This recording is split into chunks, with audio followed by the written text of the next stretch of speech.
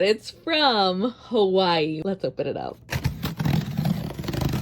Who is ready? Oh, fun. Oh, I'm so excited. Of course, we have the gorgeous camellia, which again, I'll add to my rituals, which I love so much.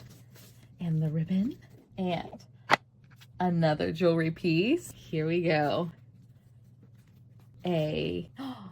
Oh my gosh. It's even littler than I thought it was.